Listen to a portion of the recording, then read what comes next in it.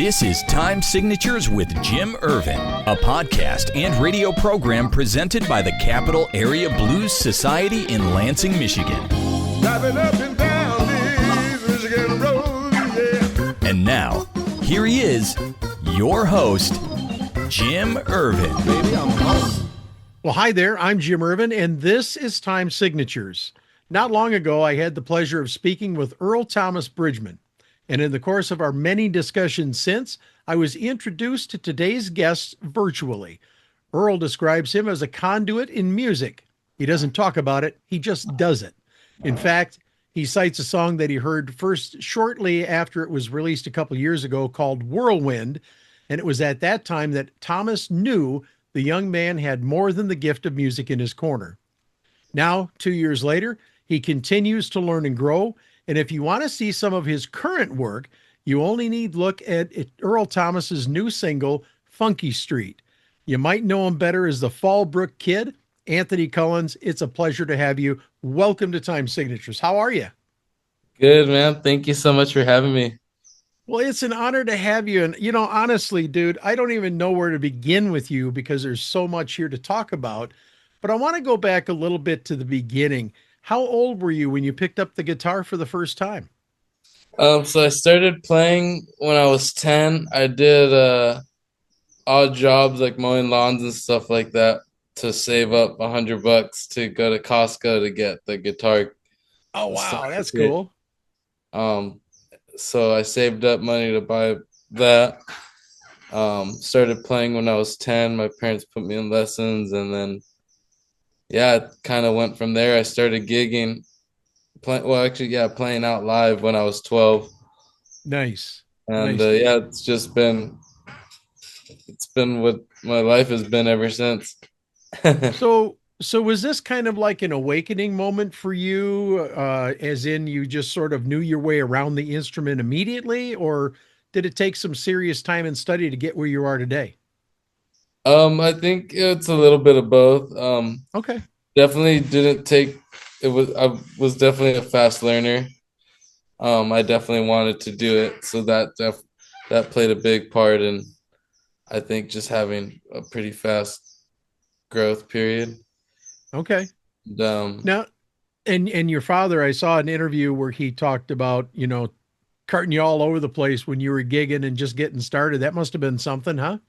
yeah, those are just some of the best times. And yeah, my parents are really super supportive, and my dad would take me to all these jam sessions and just different things, just different gigs, and just super supportive. And he would have to be up for work at like 3 a.m. to get up to get ready for work, and a lot of times he'd be taking me on weekdays and stuff like that. So Wow. yeah, he's super awesome.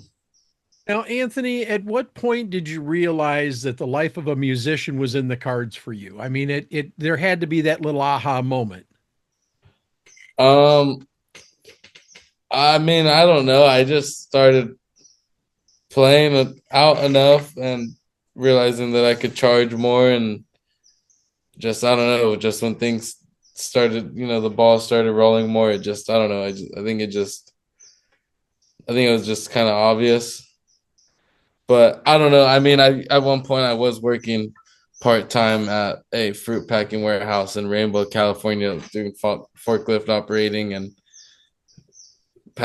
stacking boxes onto pallets, making cardboard boxes. So I don't know. I think it's been interesting to see both sides of it. And now I just have been doing music full time, and luckily been able to stay afloat. But I don't know. I think probably around the time I was 18 is when I started to get things going more, I think, money wise, just on my own and stuff. I think, I don't know.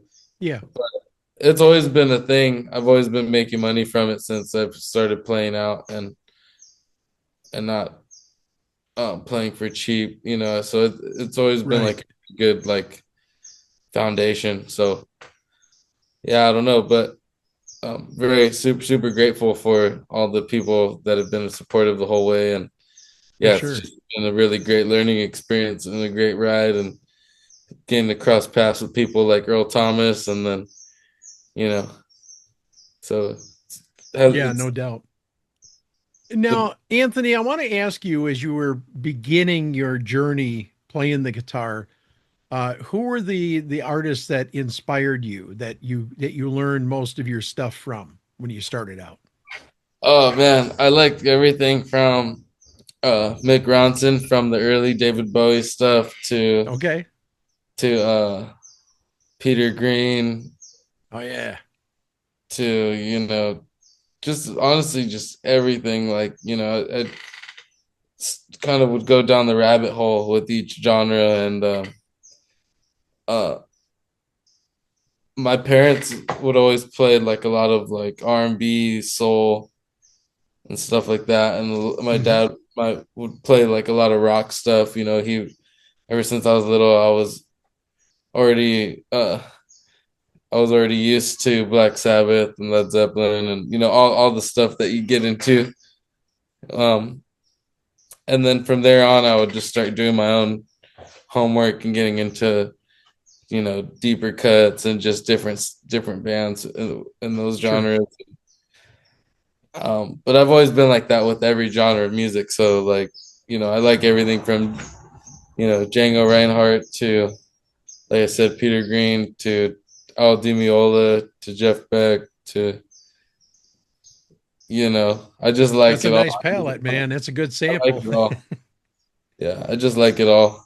I like all Well, music, and not I necessarily all guitar driven, guitar based music. I'm into all kinds of stuff. Sure, sure. Now, I know that you've heard this before, but you really do have a cool ass 70s sound, Anthony. Thank Talk you. about talk about your overall sound that you've developed through the years because you truly have made this your own, haven't you? Yeah, I don't know, I just started writing stuff like that, and that's just the way it started to come out. And I don't know, it's just been working out pretty good. When um I was recording some of that stuff with like Whirlwind, we did um at what is that, Big Fish Studios, I think, in La Costa, California, Okay. kind of Carlsbad area, somewhere over there. But anyways, we did it over there, and when we asked our friend Tim Felton to engineer it and to help us out with it, and we asked our other friend Jesse Aduelo to write the horn parts for it. Um, it just became pretty clear that that instrumentation was going to work really well with that type of music, that I was writing, and it just really just added a whole new life to it. And so I think from then on, um, like with the EP I did, Moving On, um, Dave Blackburn, just who produced it and engineered it and recorded it, who's brilliant. He's really awesome. He's super full of wisdom when it comes to this kind of stuff. He had the idea to add horns on those songs as well, and and flutes, and so it just really it just really captures that essence of that vibe and that era, you Right, know. right. And it really works though with that stuff. It's not like I was writing with that intention, like, oh yeah, I hear this and No, that. it's actually got a very cohesive sound. It's got a very natural flow to it. And Yeah. yeah, I was there the first time around, so I know what the 70s sound like, man. I'll tell you what, listening to your music that I've heard on a couple of different locations, absolutely love the sound, man. Thank you, that means a lot. Cool. Now, I never like to make a big deal of age here because it really doesn't matter, except for the fact that it can mean for the future of a musician. I mean, in your case, you're all at 22 years old, correct? I'm 24. Oh, you're 24. Okay, I'm off a couple. Sorry about that. Oh, you're Um, good. but the discussion has to be, where will you be 10 years from now, man? I mean, what do you think? What kind of a trajectory do you feel that you're on at this point? Oh man, I don't know, I feel like it could go a few ways. but I think what I've been getting into more and where I definitely see it getting into a lot more would be definitely doing more session work for people. Um, Definitely doing more recording uh for others and helping, produce other people's stuff. And definitely keep playing out as much as I can. And but yeah, just trying to, I think, make a living more on like the production side of things, and but still playing out. Doing some things on your own. Yeah, absolutely. Yeah. I wrote a note here for myself because I didn't want to forget to ask you about it. One of the videos that I watched in preparation for our interview today was on the air with Sully, Little Tommy, and Rusty Nails. They had Chris Goldsmith, a Grammy-winning producer who worked with the likes of Charlie Musselwhite. Actually had a Grammy nomination with The Well. Had a winning Grammy for Get Up with Charlie, and also the Delta Hardware. Have you ever had any opportunities to work with him? Has that ever gone anywhere? Because it sounds like you uh, guys had a good chemistry. yeah, he's really cool. He's a great guy. um I actually was asked to play on a few songs of Cool. that guy Sully's album, which Chris Okay. was producing. Yeah, Chris Goldsmith was producing it, and they were doing it at Hanson Studios in LA, Okay. where they filmed the Muppets and all that stuff. And so Cool. it was pretty cool. So it was pretty surreal going there. My dad and I went there, and yeah, Chris was really cool, just really easy to work with, and just he knows what he wants, and he runs a pretty um organized thing, and it was cool to see the way he works and stuff, man. Yeah, I think it was pretty cool experience, and yeah, like I said, it was for like one or two songs Okay. on Man, Sully's play album. your cards right. I know Greaseland Studios is out there with Kid Anderson. Maybe you get a chance to hook up with Oh him and yeah, work with him. yeah, he's cool. He's a cool guy too. You've met him already? Yeah, yeah, Oh, wow. Yeah, I'm yeah. getting ready to do an interview with him. I'm excited about it. But Oh, nice. so with the work that you've done studio wise, have you had any opportunities yet to open for any of your favorite musicians at a concert or an event? Um, I've opened for some cool people for sure. Okay. Yeah, I've opened for Walter Trout All right. Yeah. for a few times. I've played with uh my friend Beebs with her band, and we opened for George Clinton, which was pretty cool. Nice. That was probably one of my favorite ones. Um, Playing with Earl once, we went and opened for Los Lobos in Healdsburg, California, Northern California. Okay. That was pretty fun. I don't know. I've opened for some pretty cool acts before.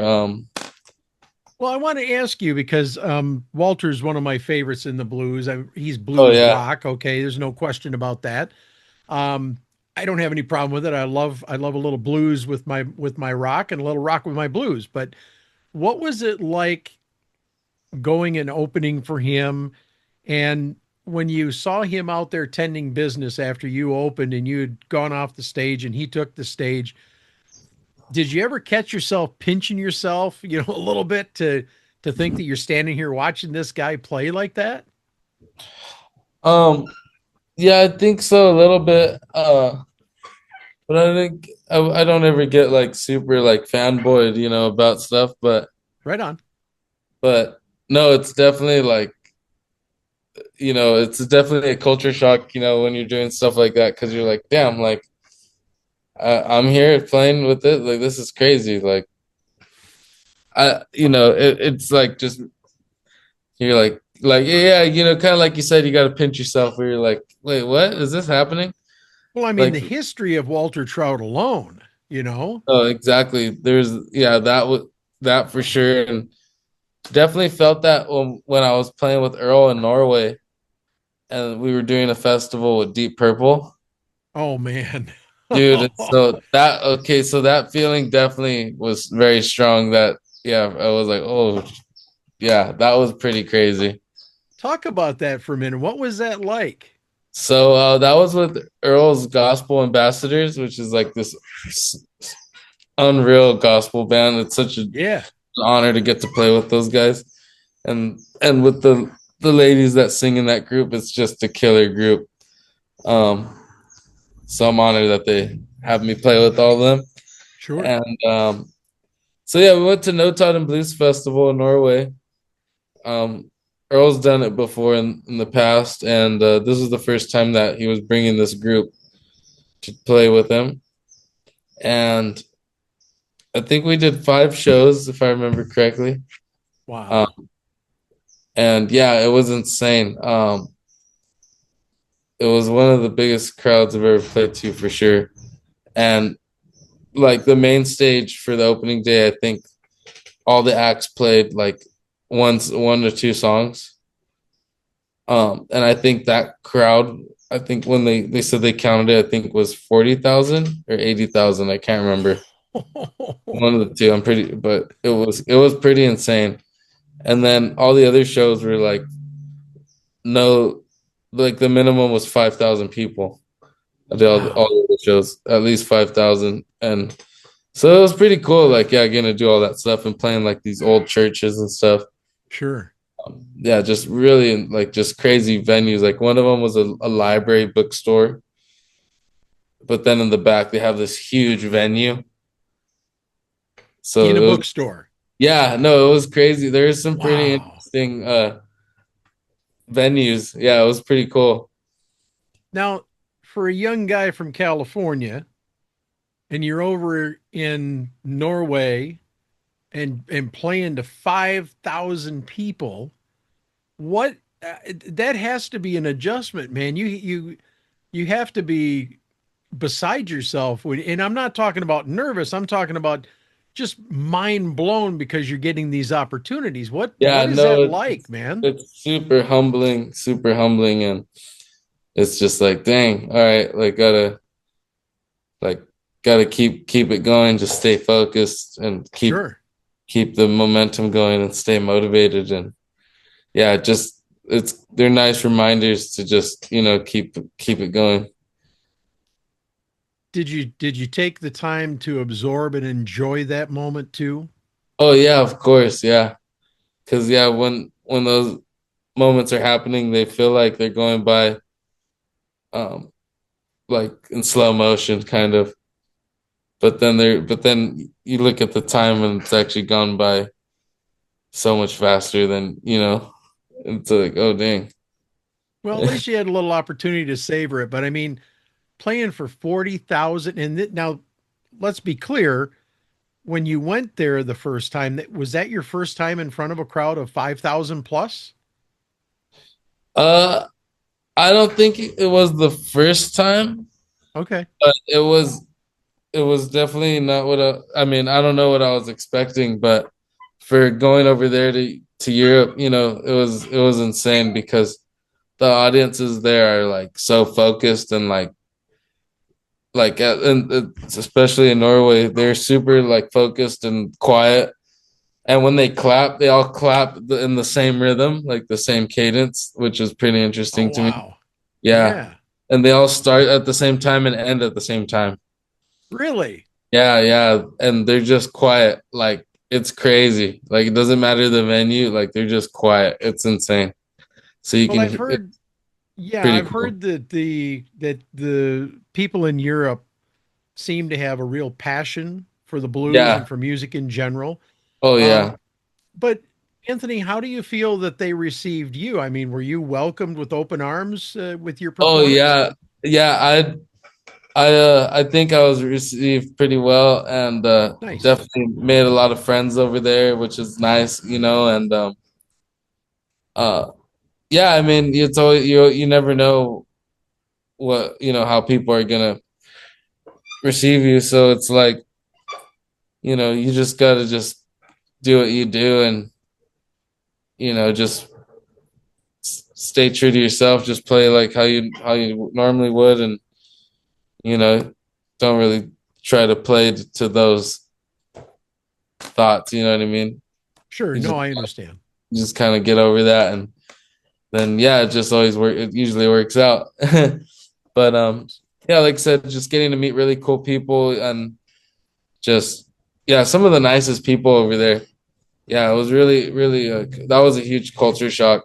Um, In a in good a, way, right? yeah, in a really great way. Yeah, yeah. London was cool too. With that same group with Earl, we played at Ronnie Scott's Jazz Club, which is like Oh, wow. super iconic. I mean, Yeah. you, yeah, everyone's played there.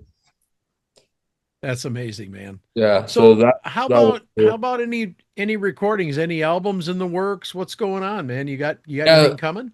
yeah. So I just put out a 12-song album where I played everything: pedal steel, guitars, bass, ook, drums, bass, keys. I did all the vocals.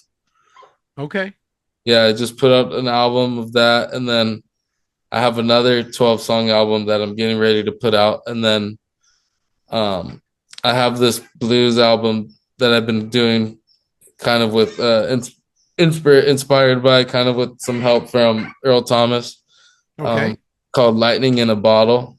So that we're working on that one, and then we're working on an album for Earl's band, um, that we've been recording here at my studio, and everything I do here at my studio.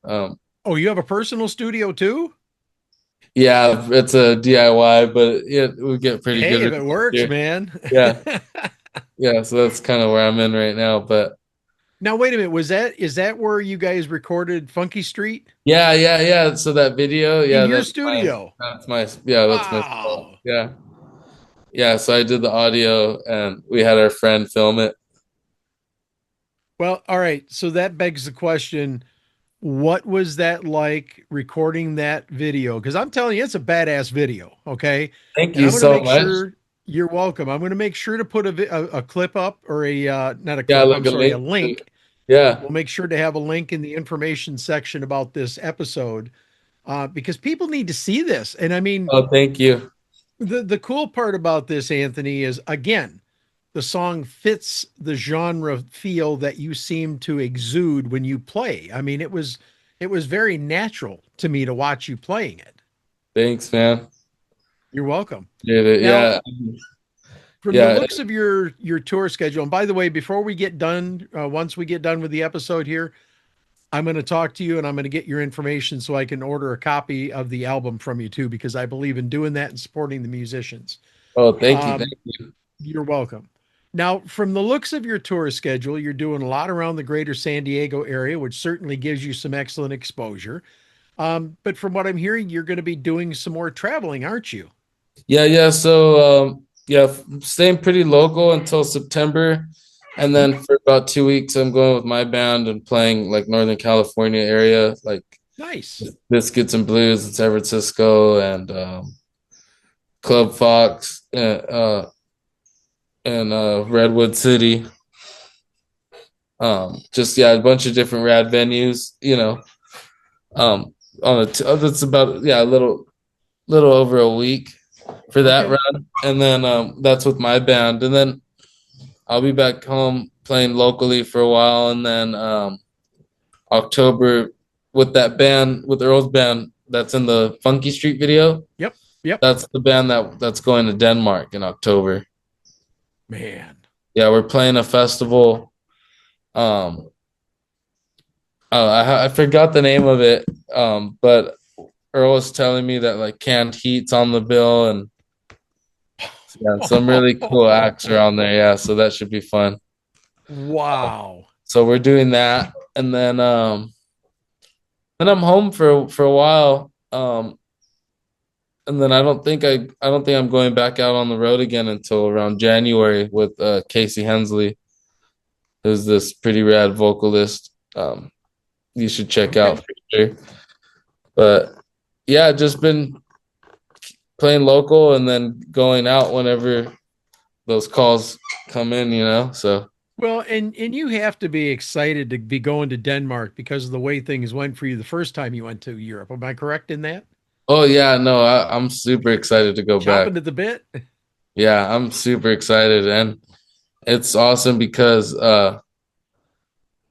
I know at least one member in the band has never been to Europe, so I'm excited to yeah, and I'm excited that it's gonna be his first time, and so I'm curious to see how he reacts. Yeah, no kidding. No kidding. Now, Anthony, where can we send people to learn more about you? Maybe order a copy of your album, some merchandise if you have it, or um, book you for a gig. my website just anthonycullins.com. And Okay. my last name is Cullins. Mhm. Yeah, so you just anthonycullins.com. And you can email me actually, anthonycullins@gmail.com, if you need to reach out for any gigs or anything like that. Very cool. And I can tell you unequivocally, he will answer you because he answered me. And granted, Earl warmed the waters for me and got that ball rolling. He's the one that told me, you got to talk to this guy, man. You got to talk to him. Oh So, man, I appreciate you reaching out and having me on here. I'm glad we could get it to finally happen. well, Anthony Cullins, I am excited truly from the bottom of my heart to see what develops for you, man.